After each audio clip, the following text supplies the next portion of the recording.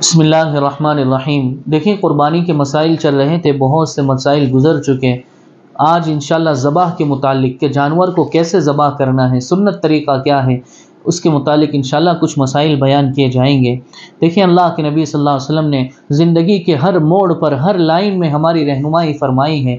جانور کو ذبح کرنے کے متعلق بھی اللہ کے نبی صلی اللہ علیہ وسلم نے ہمیں بتایا کہ بھائی جب تم جانور کو ذبح کرو فَأَحْسِنُوا الذِّبْحَ، تو اچھے طور پر ذبح کرو، کہ ذبح اس طور پر ہو کہ جانور کو زیادہ تکلیف نہ ہو۔ آپ دوسری قوموں کے طریقے کو دیکھیں، کیسے کیسے طور پر وہ ذبح کرتے، جس میں جانوروں کو کتنی اذیت ہوتی ہے اور کتنی تکلیف ہوتی ہے۔ اللہ کے نبی صلی اللہ علیہ وسلم نے ہمیں کتنا آسان طریقہ بتایا۔ تو انشاءاللہ آج ذبح کا طریقہ بتایا جائے گا۔ اللہ تعالیٰ سے دعا ہے اللہ تعالیٰ ہمیں اس پر عمل کرنے کی توفیق عطا فرمائے۔ دیکھیں ذبح کے اندر سب سے پہلی چیز تو یہ ہے کہ افضل یہ ہے کہ آدمی اپنی قربانی خود ذبح کرے، اپنا جانور خود ذبح کرے۔ اگر اتنی ہمت ہے، اتنی طاقت ہے، خود ذبح کرے۔ اگر خود ذبح نہ کر سکتا ہو، ہمت نہ ہو یا کسی اور وجہ سے خود ذبح نہ کر سکتا ہو، تو کم از کم اتنا تو ہو کہ اپنی قربانی کے وقت وہ سامنے موجود ہو، اپنے جانور کے سامنے موجود ہو، ذبح کرتے ہوئے وہ دیکھ رہا ہو۔ یہ افضل ہے، ایسا ہونا چاہیے۔ دیکھیں جانور کو لٹانے سے پہلے چھری کو اچھی طرح تیز کر لیا جائے تاکہ جانور کو زیادہ تکلیف نہ ہو۔ بہت سی مرتبہ ایسا ہوتا ہے کہ ہم چھری ابھی تیز ہوئی نہیں اور جانور کے گلے پر پھرا رہے، اس کی کچھ چمڑی کٹی اور اکثر نہیں کٹی، جس کی وجہ سے اس کو بہت تکلیف ہوتی ہے اور جانور اچھل کود کرتا ہے۔ تو اس وجہ سے اتنی تیز کر لی جائے کہ جیسے ہی پھرائے فوراً جانور کی رگیں کٹ جائیں۔ تو یہ بھی مستحب ہے کہ ہم جانور کو لٹانے سے پہلے ہی چھری اس کے سامنے نہیں، جانور کے سامنے نہیں، چپکے سے دوسری جگہ پر اچھے طریقے سے اس کو چھری کو اچھی طرح تیز کر لیا جائے۔ جانور کو لٹانے کا طریقہ کیا ہے کہ بھائی اس طرف مثلا قبلہ ہے تو جانور کے چاروں پیر قبلے کی طرف کر دیے جائیں گے۔ جانور کے جو چاروں پیر ہیں وہ قبلے کی طرف ہوں گے اور ہم جانور کے اس طرف کھڑے ہوں گے اور ہمارا سیدھا پاؤں جانور کے شانہ کہتے ہیں، جہاں گردن ختم ہوتی ہے وہاں پر ہم اپنا سیدھا پاؤں رکھیں گے اور جانور کی گردن کو ایسے کر کے بسم اللہ اللہ اکبر کہہ کر ذبح کر دیں گے۔ آپ سمجھے؟ جانور کو لٹانے کا طریقہ یہ ہے کہ اس کے پیروں کو قبلے کی طرف کر دیا جائے گا، اس کا چہرہ بھی ویسے قبلے کی طرف ہوگا، لیکن ہم جب ایسے کھڑا کریں گے اور ہمارے پیر اس کے شانے کے اوپر ہوں گے اور پھر اس کو ذبح کر دیا جائے گا۔ اچھا، ذبح کرتے وقت بسم اللہ اللہ اکبر اس کا پڑھنا، یہ بسم اللہ کا پڑھنا، اللہ کا نام لینا ضروری ہے۔ بغیر اللہ کا نام لیے ہوئے جانور حلال نہیں ہوگا، اس لیے ذبح کرتے وقت یہ پڑھنا ضروری ہے۔ اچھا دیکھیں بہت سی مرتبہ ایسا ہوتا ہے کہ ہم جانور ذبح کر رہے ہیں۔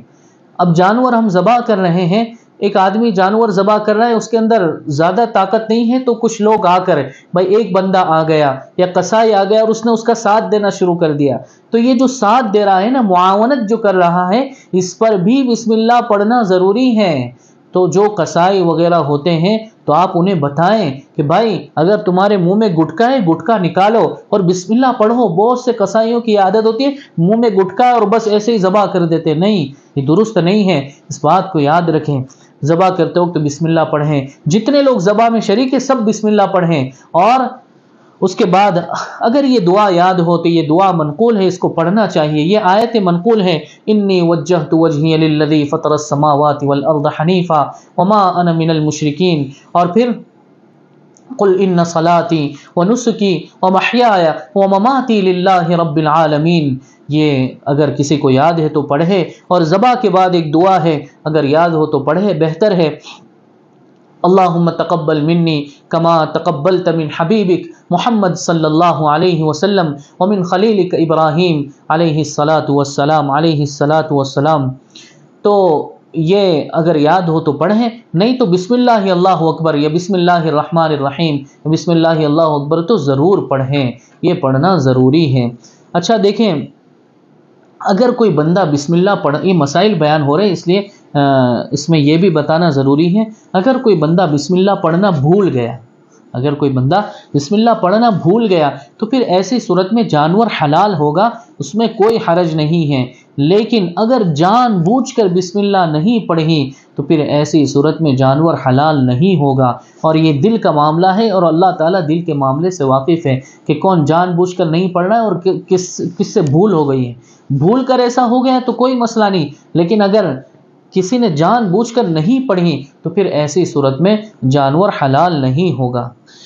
دیکھیں ایک مسئلہ یہ ہے، اس میں جانور کا جو گلا ہوتا ہے اس کے اندر 4 رگیں ہوتی ہیں، حلقوم، مری اور خون کی 2 رگیں۔ حلقوم جو ہے یہ جس سے جانور سانس لیتا ہے اس رگ کو کہتے ہیں حلقوم۔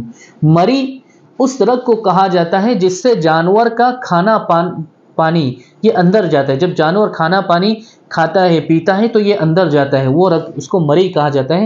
اور اس کے علاوہ 2 اور لگیں ہوتی ہیں خون کی۔ تو ان 4 رگوں میں سے 3 رگ کا کٹنا ضروری ہے، 3 رگوں کا کاٹنا ضروری ہے۔ چاروں رگیں کٹ گئی تو بھی کوئی حرج نہیں، لیکن 3 رگوں کا کاٹنا ضروری ہے۔ یہ تو ایک بات ہو گئی۔ اچھا، دوسری طرف ہم دیکھیں کہ ہمارے یہاں بہت سی مرتبہ یہ غلطی ہوتی ہے کہ ہم اتنا ذبح کرتے جاتے ہیں، بھائی 3 رگیں کٹ گئی کافی ہیں، چلو 4 رگیں کٹ گئی کافی ہیں، ہو گیا، لیکن بہت سی مرتبہ کیا ہوتا ہے ہم اتنا ذبح کرتے جاتے ہیں کہ جانور کی گردن ہی الگ ہو جاتی ہے۔ یہ طریقہ درست نہیں ہے، اس کی اصلاح کرنی چاہیے۔ تو ہمیں اس کا خیال رکھیں، 3 رگیں کٹ گئی، جانور ذبح ہو گیا، حلال ہو گیا، کافی ہے۔ اب اس کو تھوڑی دیر پڑا رکھیں، ٹھنڈا ہونے دیں۔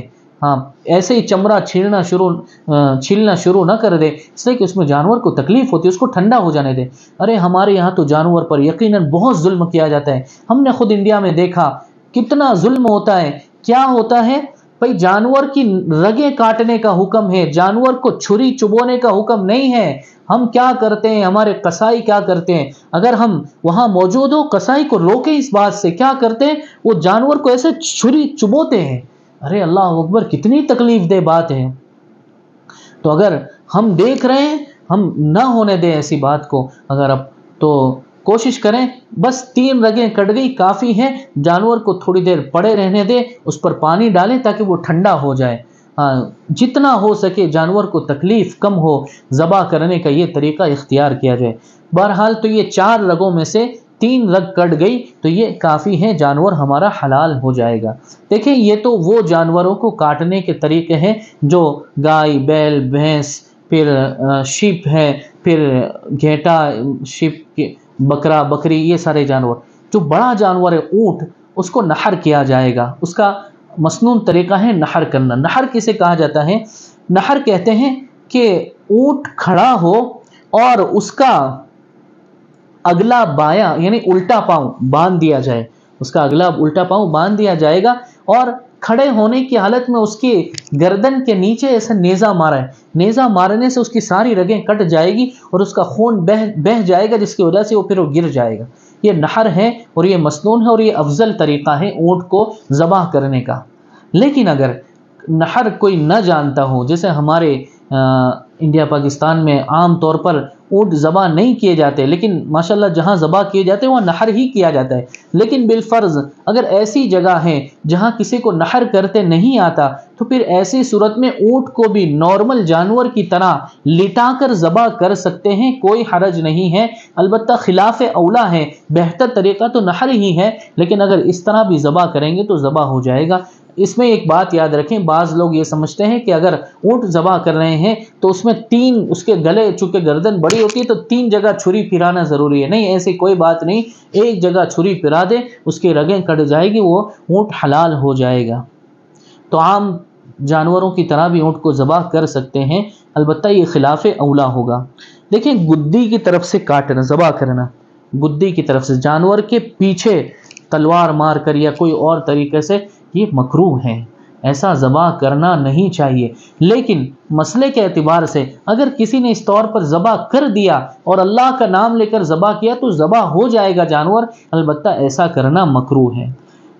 عورت اگر جانور ذبح کرنا چاہتی ہے اور وہ بہادر ہے، ہمت والی ہے، اگر وہ ذبح کر سکتی ہے اور کرتی ہے تو کوئی حرج نہیں ہے، اجازت ہے، عورت کا ذبیحہ بھی حلال ہے، کوئی حرج نہیں ہے، اللہ کا نام لے کر ذبح کر دے، اگر اس کے اندر اتنی ہمت ہے تو وہ کر سکتی ہے۔ اسی طرح نابالغ بچہ جو کہ سمجھدار ہیں، ذبح کو جانتا ہے، اللہ کے نام کو جانتا ہے، اگر وہ بسم اللہ پڑھ کر بسم اللہ اللہ اکبر کہہ کر ذبح کرنا چاہے اور کر سکتا ہو تو اگر وہ کرے گا تو بالکل جانور حلال ہو جائے گا، وہ کر سکتا ہے، اس میں کوئی حرج نہیں ہے۔